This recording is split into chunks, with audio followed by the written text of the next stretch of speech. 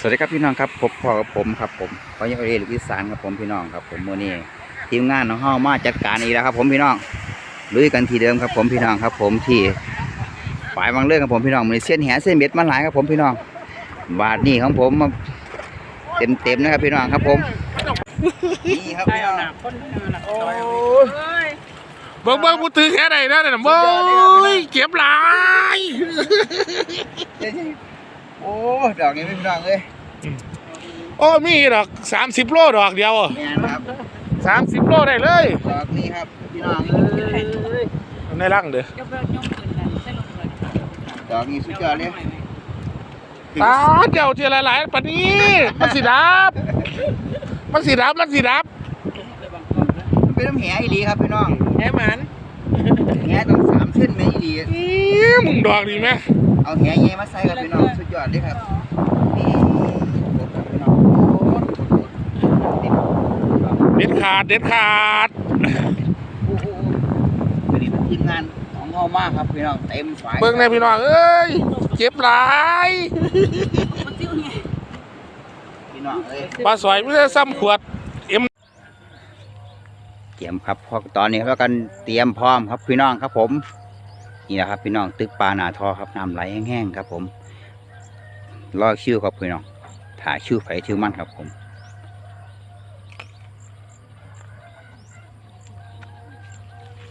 รอคิวทางปุ่นกับเป็นทางปุ่นครับเป็นเฮียครับผมพี่น้องทางกันล่งเบ็ดครับผมพี่น้องล่งเบ็ดล่งด่างทางกันเป็นล่งเบ็ดล่งด่างครับทางนี้เป็นนาทอครับพี่น้องพร้อมแล้วลุยครับพี่น้องเอา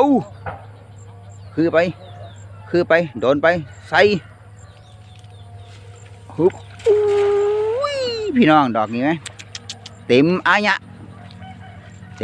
พี่น้องเอ้ยดอกเนี่ยสุดยอดลุยน้าเอามันนี่เจอเอ็นครับผมพี่น้องเต็มสปีดครับผม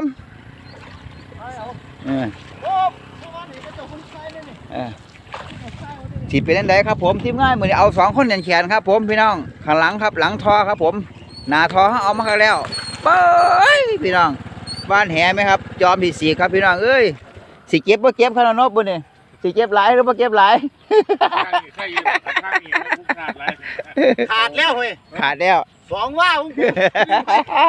เป็นลูกกันไหมฮะทั้งหน้าบอกแล้วขึ้นหลายๆผมดึกแล้วพี่น้องมึงน้ำไหลหลังพอครับผมขาดปวดเลยว่าน้ำทางขาดแล้วบ่มันต้องไอ้ตัดปักเศษปลาโอ้ยผุนแม่ไปต้องกายขึ้นเลย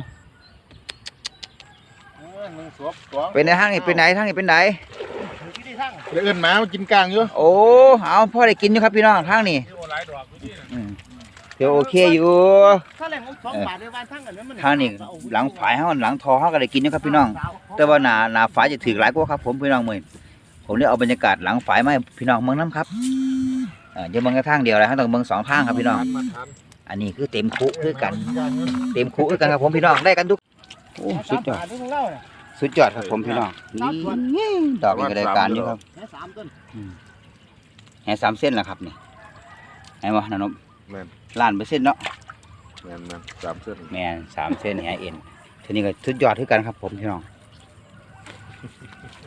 โอ้เจ็บหลายเลยบ่นนทีนี้แล้วก็แย่งเขาแล้วจะว่าฟังพูดเลยมันเจ็บหลายอยู่ดีกว่าเอ้ยพี่น้องมันเจ็บหลายจริงๆซื้อเอาไปเกี่ยวมันถือต่อไปเจ็บหลายคนจังว่าภาษาเขากันทุกวันปีไก่เขาวันหนาทอถือไรเนาะน้ำเนาะแบนเจ้าเสียมันจะเอาน้ำมาอยู่หอดซ่านไหนทางดีไหลพี่น้องเต็มเด้ครับผมดอกนี้ก็ได้สุดยอดครับผมเมืองดอกเข้าไปครับผมพี่น้องลงรายการนั่นว่าครับผมมือนี่มาเอาปลาท่ายทอครับตามือนี่ครับผมน้ำไหลแห้งเสียเกินครับหลังจากฝนตกไม่มือนี่โอ้ยพี่น้องเอาปลากันแตกบึ้มๆครับผมอันนี้ครับทางนี้ปลากระแยงถือคักด้วยครับพี่น้องน้ำไหลครับผมพญโอเล่บ่ตึกครับมือนี่ครับพ่อแล้วครับเอาบรรยากาศให้พี่น้องเมืองคือเก่าครับพี่น้องคนนั่นเข้าขายก่อนก็ถึงราคาต้อง ซื้อบาทนี่ปะซื้อปะ ลุยนะปลากระแยงอ่ะบับมันสิมาโอ้แม่ค้าก็มาซื้อเลยครับผมเลยโอ้ยไปแล้วครับ2 ผืนลงบุญครับพี่น้องแม่นไผสิมานกันครับผมมื้อนี้3 ผืนมื้อนี้หน้าฝายขึ้นบ่หลายปานใดครับผมหน้าฝายเริ่มหมดแล้วครับถือบาททีละบาทครับหน้าฝายครับแต่ว่าถึงหน้าฝายนี่ถ้ามันเข้านี่คุ้มครับผมทีเดียวเต็มอันเนี้ยครับมีแต่งามๆเนาะน่ะหน้าฝายโอ้รถหลายครับผมพี่น้องมื้อนี้ครับ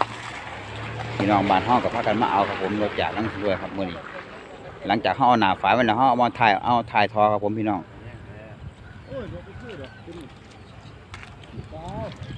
แหนี่แหปลากระแยงครับผมพี่น้องแห2 เส้นครับ2 เส้นหาครับผมเป็นยังไงครับผมเสี้ยนปลานี่มือฉมังครับ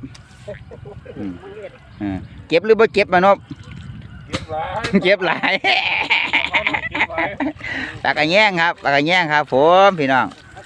บาทละโต2 ตัวปลากระแยงบัดหลังเข้ามาถ่ายปลากระแยงฮะแม่พื้นที่เขามาถือว่า น้องหวานติโอ้พี่น้อง ปลานิ่นไหม ไม่มึงดอกนี่สุดยอดเลยครับผม เอามาเนี่ย โอ้ดอกนี่แม่แม่พี่น้องโอ้ลุดเก็บโอ้เก็บพี่น้องเก็บเอาใส่ถังเจ้าโอ้ดอกนี่โอ้ถือไรว่าถือไร เอาเก็บดอกนี่โอ้พี่น้องเอ้ยปลานิ่นใหญ่กับมามิงสุดยอดครับผมดอกนี้เป็นพระเอกครับผมดอกนี้ดอกนี้เป็นพระเอกเลยครับสุดยอดลุย ไอ้ถังเจอใส่ละ จะได้ถังกันพี่น้องโอ้พ่อเด้อดอกนี่พ่อเด้อฮะพ่อเอาทัด เอาปลานิ่นใหญ่เป็นไงใส่ถังหมดเลย เดี๋ยวเขาปล่อยจะเดี๋ยว เป็นไงใส่ถังหมดแล้วนิ่นใหญ่โอ้สุดยอดเลยครับพี่น้องดอกนี้เต็มเอเล่ครับผม งานวันไงเนาะดึกอีกเลย แม่นครับถ้าว่าอย่าหนาวหำเอาเลยครับพี่น้องนี่ไงก็ถือครับผม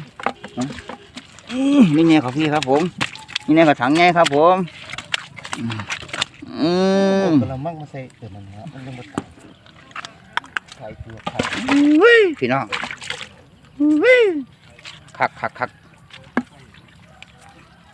สุดยอดเลยพี่น้องเอ้ยบรรยากาศนะนี่ทางคุณไปไหนเดี๋ยวทางคุณก่อนทำคือกันจีโอ้ย ออดน้องดอก ท่านนี่ก็เอเล่คือกันครับพี่น้องโอ้ยแต่ว่าโตก็พอดีพองามกับผมพี่น้อง แต่ว่าสิรู้มีความรู้สึกว่าจะน้อยก็หนาฝายอยู่ครับหนาฝายจะเป็นปลาสอยใหญ่ปลากุมใหญ่จะเป็นปลากุมส่วนหลายแต่นี่เป็นพวกปลาอีไทยครับผมพี่น้องเป็นปลาอีไทยนี่เด้อพี่น้องปลาอีไทยเป็นสีเด้อทางนี้เป็นปลาอีไทยว่ะท้ายฝายจะเป็นปลาอีไทยแตกออกมาพี่น้องนี่อันนี้เป็นปลาพื้นล่ามครับผมนี่ปลาพื้นล่ามเลยพี่น้องเด้อเบิ่งครับผมโอ้สุดยอดพี่น้องดอกนี่ก็สุดยอดด้วยกันบรรยากาศครับผมสุดยอดน้ำไหลอีสานบ้านเฮาพี่น้องเอ้ยถ้าว่าขาดบื้อด้วยกินครับผมทำสิโยสิกินพี่น้องโอ้สุดยอดโอ้ยท่านนี่ก็ท่านแล้วพี่น้องของทีมงานผมทีนี้ฟ้าวครับ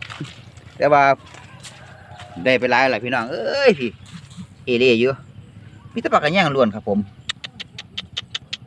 โอ้ยมึงไงพี่น้องแต่ปลากระแยงล้วนเลยของทีมงานก็ได้บอลไปหน่อยๆครับผมปลากระแยงเอเล่ครับ